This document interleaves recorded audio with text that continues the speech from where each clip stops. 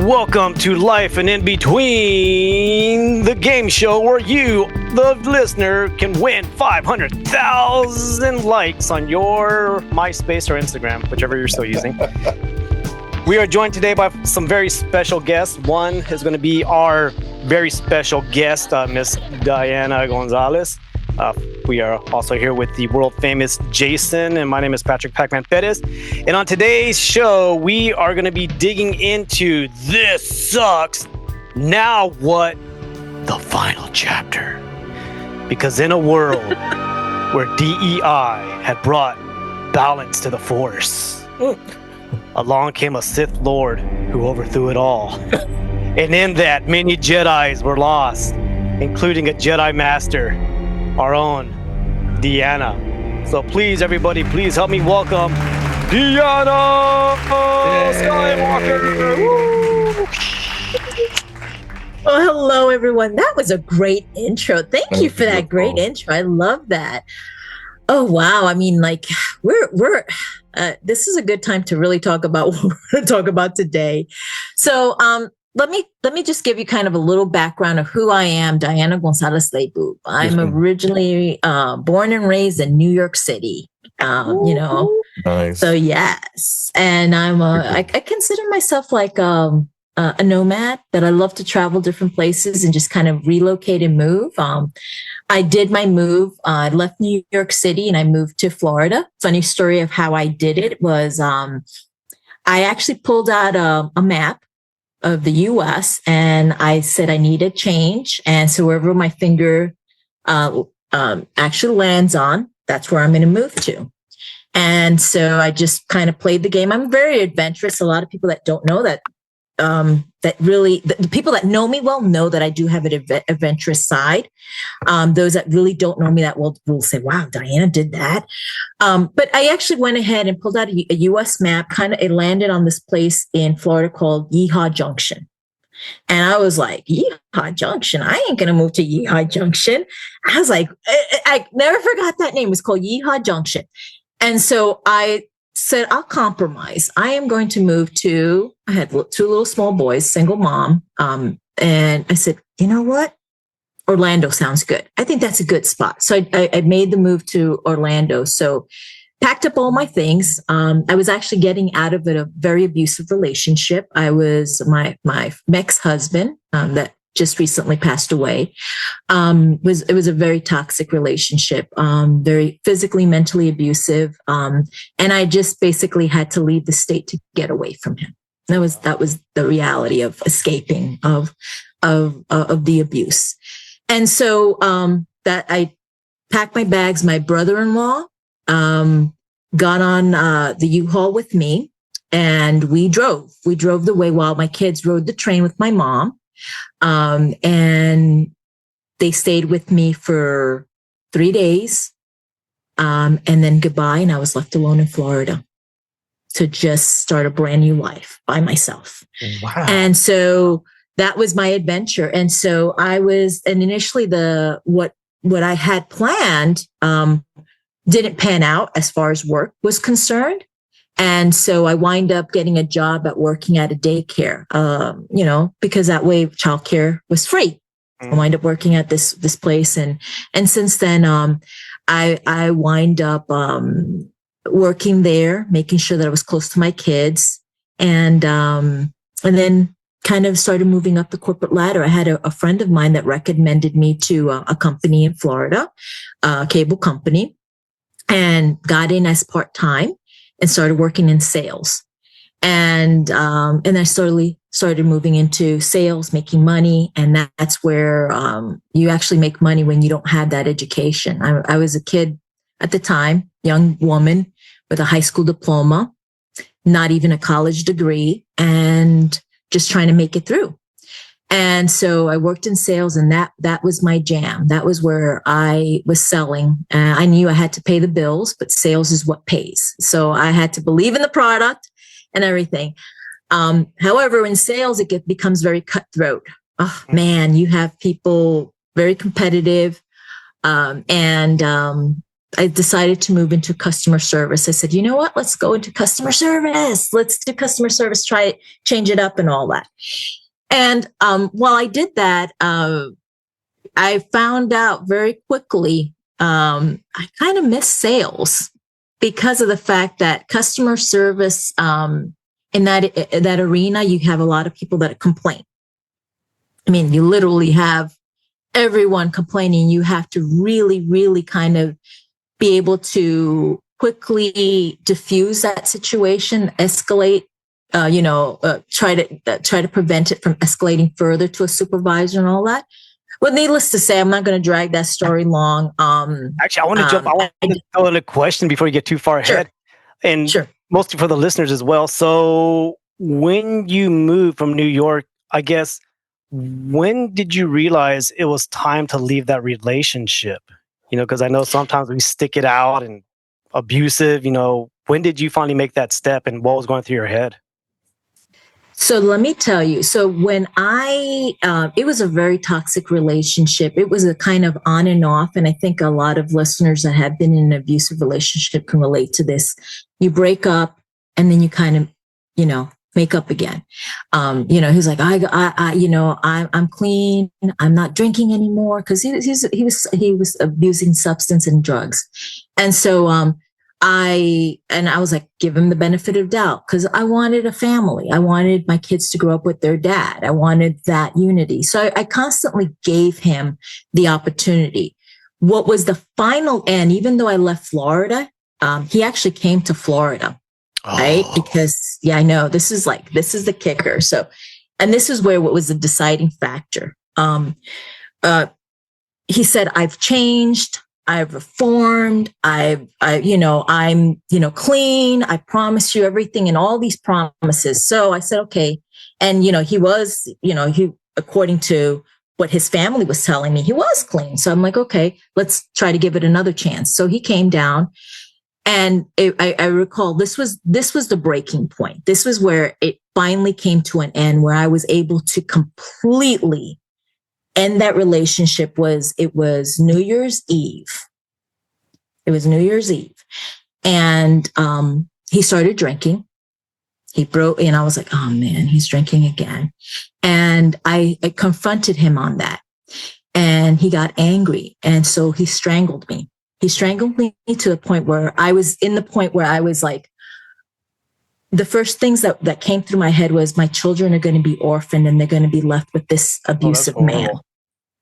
And I was like, oh my gosh. And so you're at that point that like, I felt like I was blacking out. Like I felt things like a distant, like I was at that point where, and then suddenly the doorbell rings. And it was the guest that we invited for the New Year's party that rang their doorbell. And if they did not ring that doorbell, I would be dead. Oh, wow. Oh my gosh, Deanna, what in the world? And so at that point, I got up like nothing because I have my personality, my disposition is I can fake it. I went down, said hello to everybody, smiled, hi, everything and all that. Went through the motion. The new year came. He passed out, fell asleep and everything. The next morning, he got up, he woke up and everything. And I said to him, we have two options here. Because I had the bruise marks on my neck and everything. Oh my gosh. And so I said to him, we have two options here. One, you can get the fuck out of here and leave and never come back. Or I'm going to put you in jail because I'm not going to leave these kids orphaned. Right. And that was what in my mind, I couldn't leave my children. Yeah. That was what was my limit that I drew was like, I can't leave my children orphaned. And so he packed up his stuff and he left.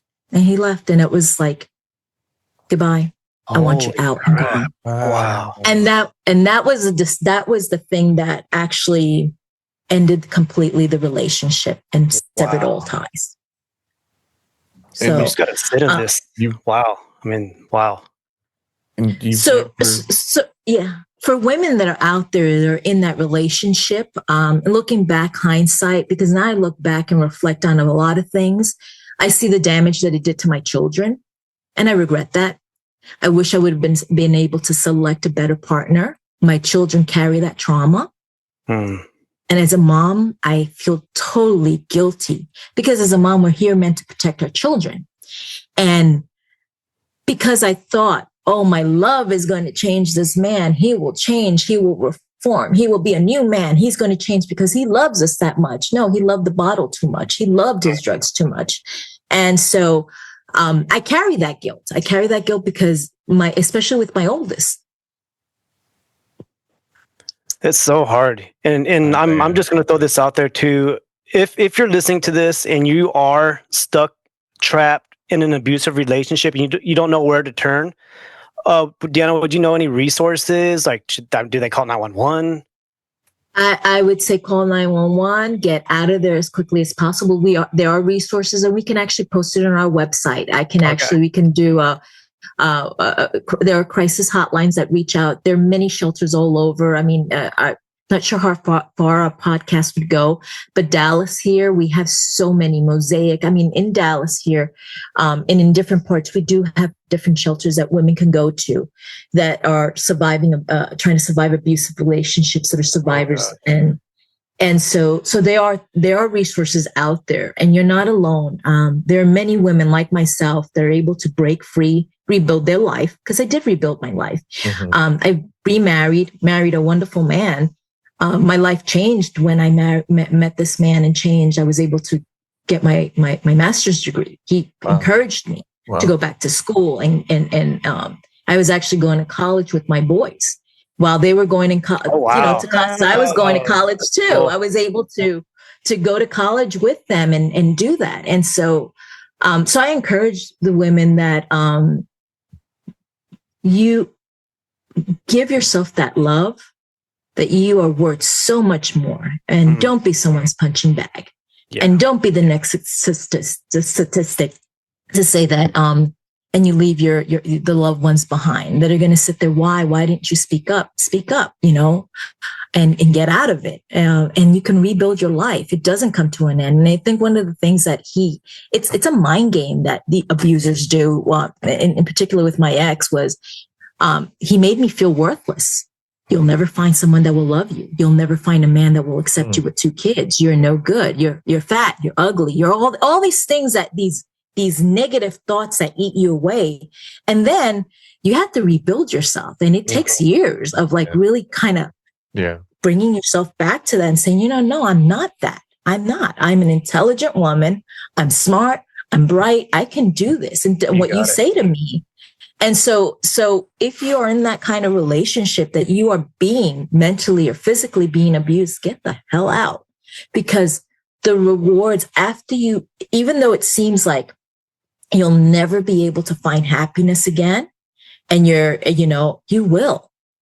And it's amazing how it comes, and it wasn't like I was searching for love. I wasn't searching at that time. I was actually trying to find in my search of finding God, because I was going through my quest of questioning my religion, questioning through all this, and which as a result, I was a Catholic and I converted to Islam in my search because I was trying to find answers in trying to build myself and how I can become a better person and how I can be and live life not with a man. The man was just the extra. How do I build my life to be happy and be able to look in the mirror and say, I'm proud of you. And you did this. And so that takes a lot of years of work, and therapy helps as well. Like I was telling you, I have had some really bad experiences, but there've been also some really great experiences with therapy. So I do encourage people out there, and also abuse doesn't normally just happen to women alone. Men experience abuse as well when they're in a toxic relationship. Men also go through that. That was me. I was physically assaulted by this psycho that I just couldn't get away from. Like, for one reason or another, whether she was stalking me, showing up, had to call the police several times. And as a man, you always think like, oh no, you could always defend yourself. But when you do, it becomes almost a race of, well, who can go to the police first and whose story will they believe? Because what kind of girl is going to sock a guy? And it's like, yeah, I've been hit, I've been assaulted, and it's a very strange feeling knowing that you could physically subdue someone, but the societal way they look at this stuff is like, yeah, no. Yeah. And so yeah, it can happen to anyone. Exactly. And I think it's also like for men that are in that situation when you mentioned that is a really the double standard, because people don't really realize that men can be physically abusive and be physically abused by a woman. And so I think I'm glad that you mentioned that, because yes, the police are going to be like, whoa, who are they going to believe more, at that point? And so, yeah, that is something. So I think any person out there that is in that situation, find help, seek help. There are resources. There are people that have experienced and walked through your shoes, and there is light at the end of the tunnel. There is hope, even though at the moment you may not see it when you're living it, because it is like the darkest place that you can possibly be at. But there is, and there is hope. So, yeah. This is so good. Yeah, this is gonna help people. And it is, as you said, it's a mind game. It's you're having to get out of there, rebuild yourself. Yeah, all that's going to come. But at the first place, protect yourself, protect your kids if you have kids. So listeners, do yourself justice, love yourself enough to know when it's time to go. I would love to dedicate another podcast to these particular topics. I can't talk in these because I'm your son, Dan, and then I have my brother as well, and then my mom also be here. So. Yeah, we'll talk. I'd love to talk about these later. Yeah, we can dig into this, and I guess kind of jumping to the next big question I had, and to kind of honor with this, because we will dig into this more. Yes. But then you began to rebuild, and I love how you said that you got into sales. You didn't have a degree at this time, but you were still able to support and make money. Some people get a degree, other people, they get these trades or sales or commissions where they actually do good, and it sounds like you did really good in that. And so you built yourself up in that world. And then what made you really decide to go to school? Was it the support of your husband, or you wanted to level up and go for bigger roles? Because when I met you, you were like a bigwig at the organization you were at. So it was something that I always wanted to do. I always wanted to go back to school, but never really found that time and that opportunity. And so, and I received the encouragement through my children, my boys and my husband. They're like, do it. What's stopping you? What's stopping you now?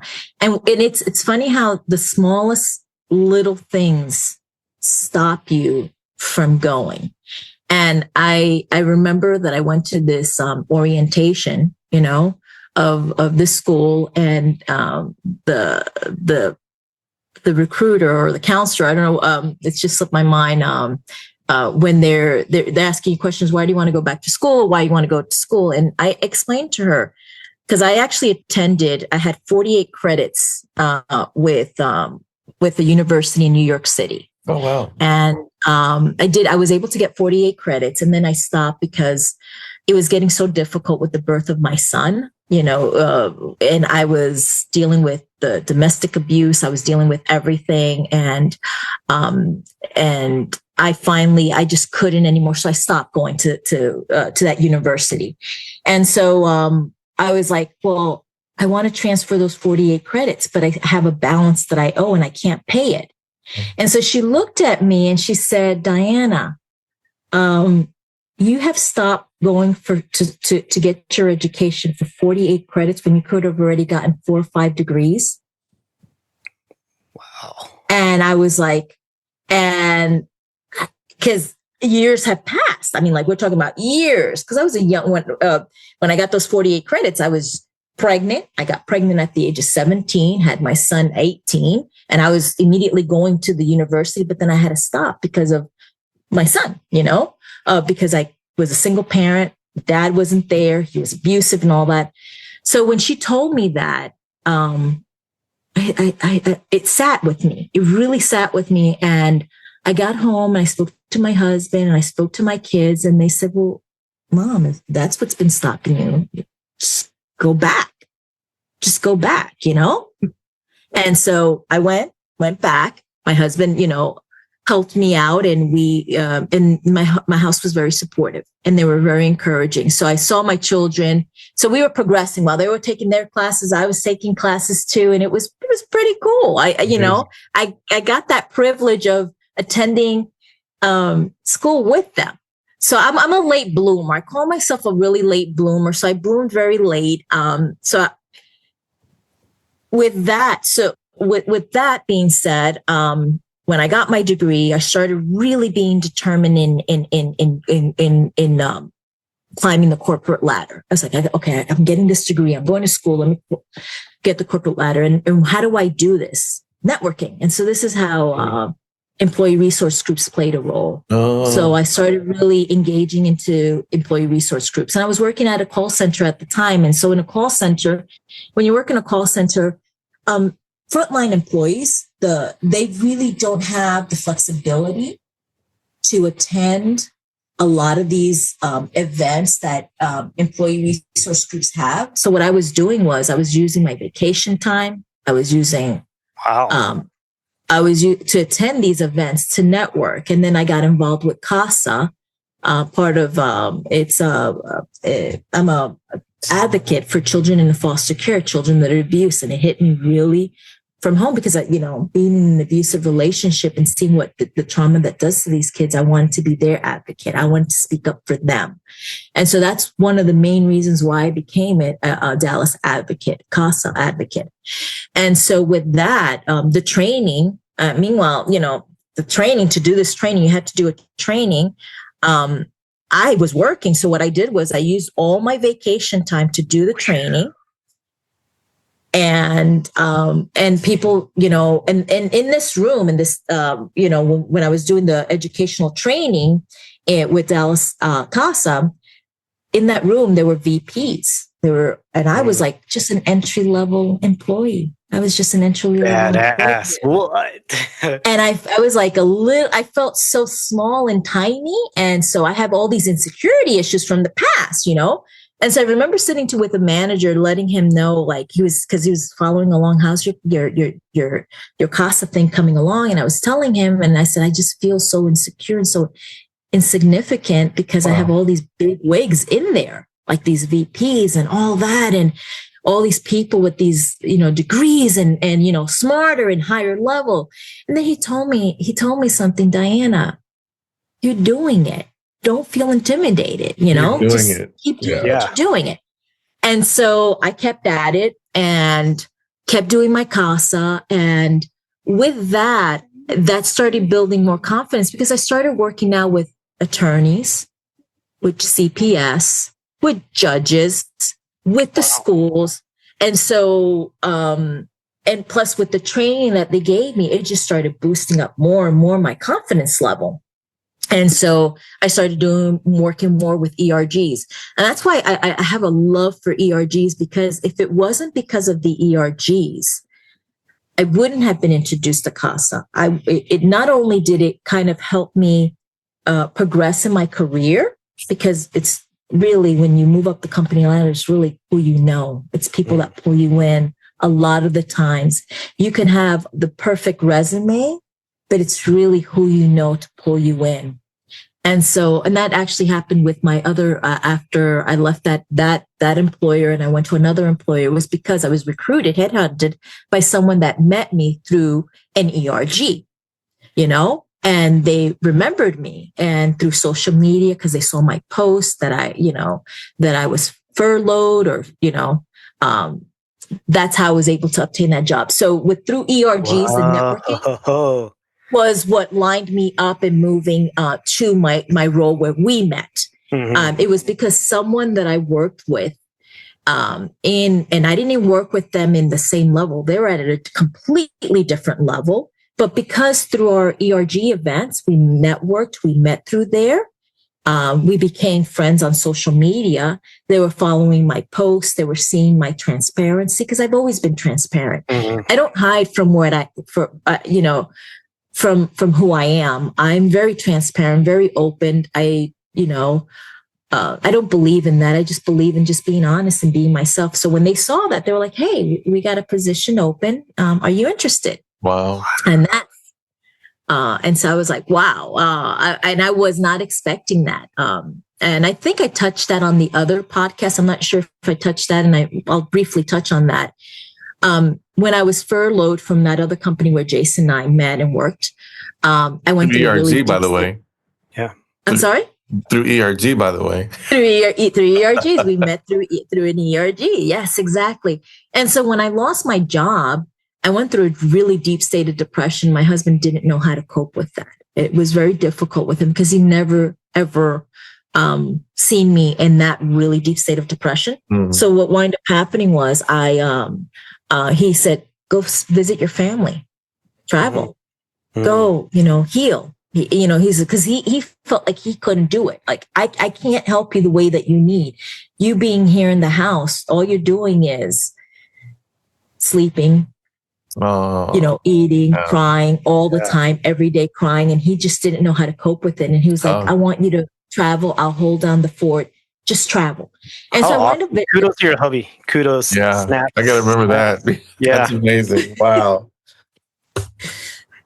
So I did. I felt guilty, but he said, "Don't feel guilty. I'll hold down the fort." And so I did. I started visiting family. And so I actually went to Colombia, and I was in Colombia for about 3-4 months. I was there.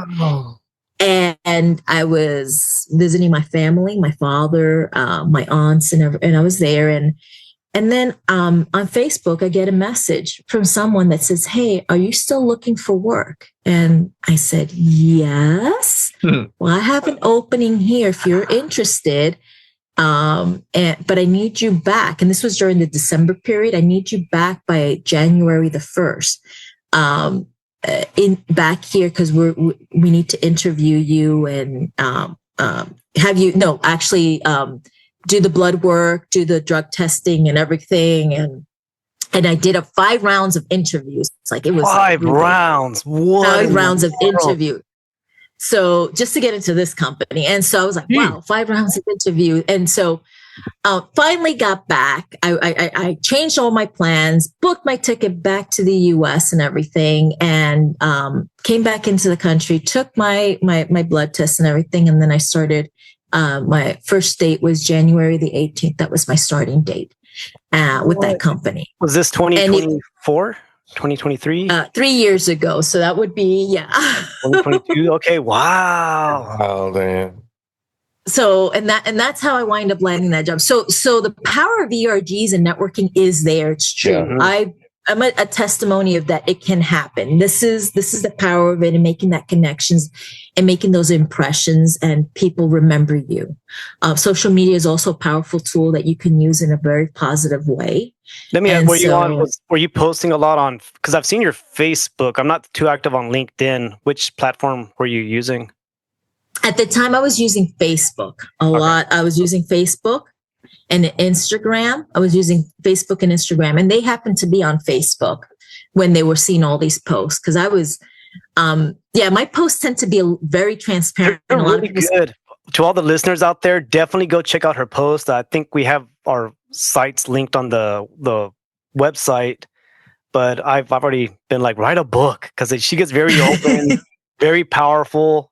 And I mean, it gives life. You speak life because you've been through death. And I think you're, kudos. Thank you. Man. Thank you. But that was like really pretty much my journey, my journey in getting into rankings in corporate America.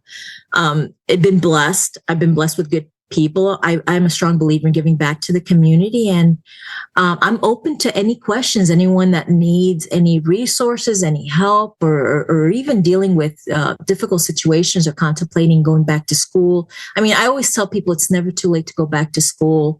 It's never too late to rebuild yourself. It's never too late. We make decisions in life that sometimes we're not proud of, but that doesn't mean that we can't change a course of our life. And no, you're speaking power. And so I know you're never supposed to ask how old are you, but how old were you when you got your degree, and then when you got your master's?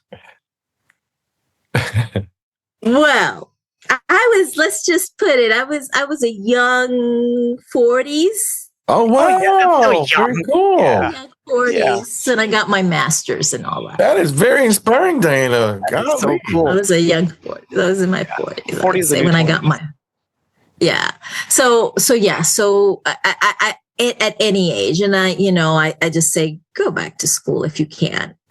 School is not for everyone too. Yeah, it's not for everyone. You can actually just like with work experience, connecting with others and learning. Like, for example, I have no idea about podcasts at all, but I said, let me go ahead and take the chance. The people that go and get the degrees in communications and all that, but I'm, taking the leap. And so you never know what may lead. And so if you have a passion in something, go for it. Connect with somebody, shadow someone that does it, So there are many different ways. And let me tell you, with social media out there, you can look up stuff and how to learn to do things through like YouTube, through, all these different platforms that are out there. So I highly encourage those. Yeah. And I'll even say when I met you, I was just like, this is like the big wigs. These are the big. So this was she was at a company. I think they were like Fortune 10 at the time, a huge company. Major. Met you and your two compadres, and I was just I wasn't going to be like I was scared, but I was just like, they're like really professional. They're wow. I don't know, but the more, and I'll even say this, because we had so many meetings leading up to I think it was the global ERG summit y'all had. We had about 3 or 4 meetings, and I got to know y'all more and more. And it was all of a sudden, it was like, somos familia. Like, this is just this. Yeah. Okay. So the walls kind of came down, and I was seeing, I was like, okay, we're all the same. And I mean, the fact that we're doing a podcast now, I mean, almost a year later, it testifies that, and I think there's just so much that you have to offer. And especially for the listeners, shoot us an email at lifeandinbetweenpodcast@gmail.com. If you have any questions about navigating your journey for school, ladies who may feel stuck in a relationship that is not healthy, Deanna is here. We're here for y'all. Yeah. Mostly because, ERGs and DEI is now dead. So, man. Yeah. And so that was kind of the big smack was, and let me show you this. Hold on. 2 seconds. Hold on. Okay. I swear, I'll wait for Patrick. And so Deanna was you're at the top of your game, and then Mr. Tangerine gets to the White House, starts cutting stuff. You get severed. Shout out to Severed. Y'all got to watch that show. It's a good Severed. But I don't think I've ever shown this to you. So this is a little postcard that I had started sending out to the Fortune 1000, targeting their ERGs. And on the back, I have a huge quote from, who's this? Deanna. It was kind of a little quote that you had put, I think, on one of the third-party websites. So just nothing short of phenomenal. And that's what I would say about you, Deanna, is like, you are nothing short of phenomenal. Wow. Your story, I mean, who knows if the DEI or belonging and stuff will ever get back to the level it was.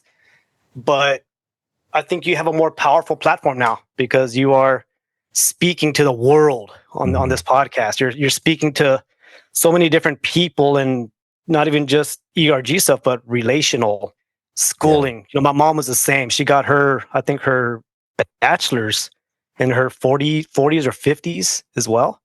And Pura Mexicana, she came, to the States. So I think everything you are saying is power. It's power, and you're giving life to everyone here.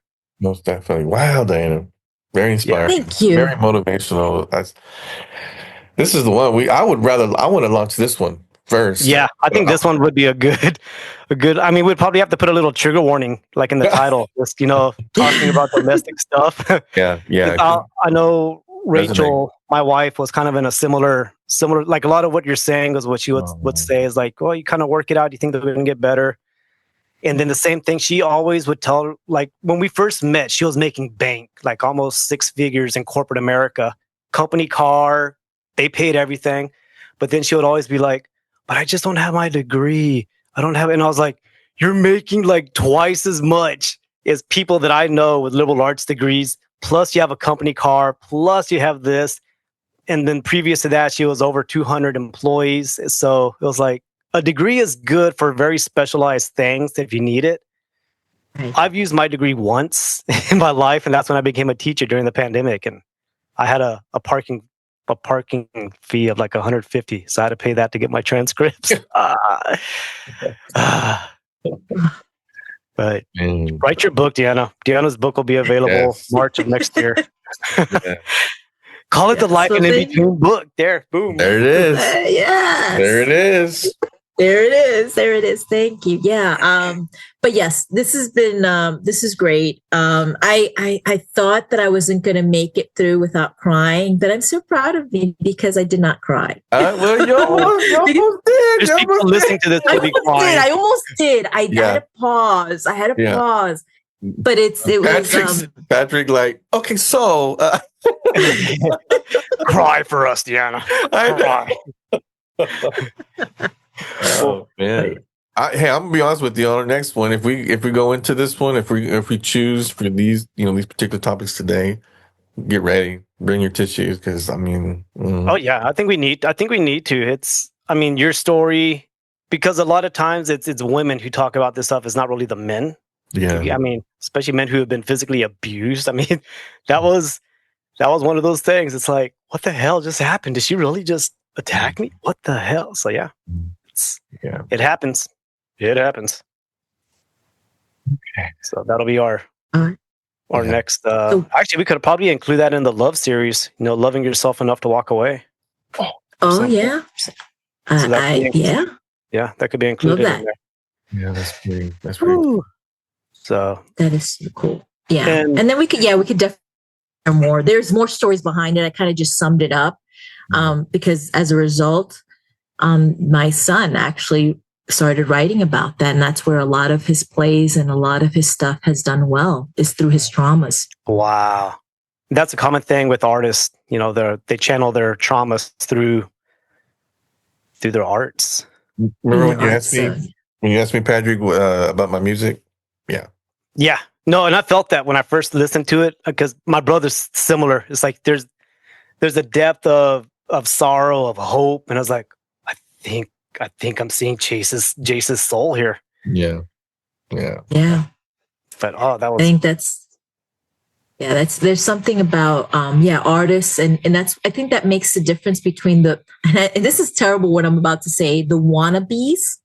They're people that wanna be, and they just try to pretend that they have that, and and then the ones that are genuinely there, there's just an essence. It's a piece of their essence, their soul, something there that is imprinted onto whatever it is, whether it's their writing, their painting, or their music, or their dancing style. But you feel a difference. It's something different that it just oozes out, because it's so real and it comes from all that pain, that hurt.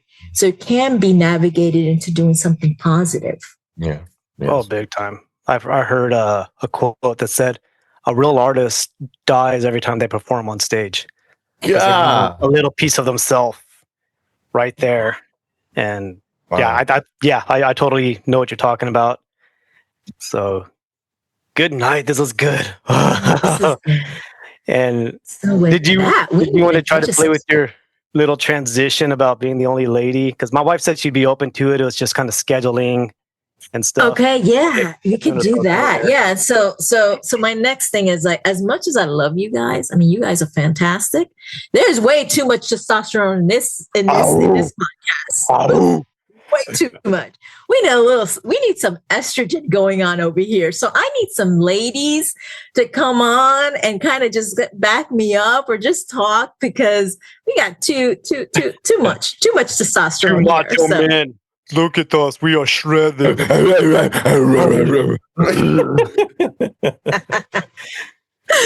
So with that, I'm hoping on our next call we can get some more estrogen on here.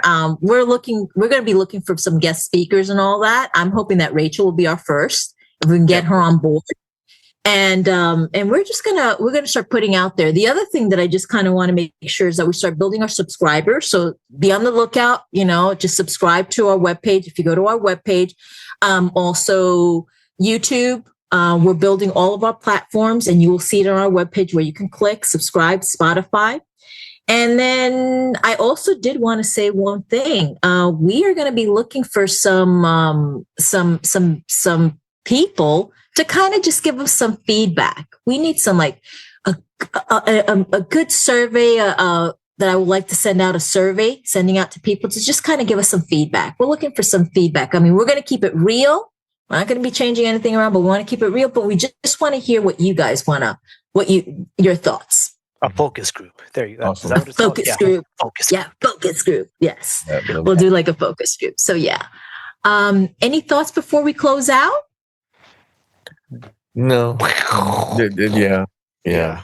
This right here, everything you said, it's. I don't know if y'all noticed, I'm a little quiet, and a lot of things resonated with me, Diane, and I feel your story. So thank you so much for sharing, and so yeah, I hope I get a chance to be able to have the confidence and the strength to be able to share when we get ready to coordinate that episode. Yeah.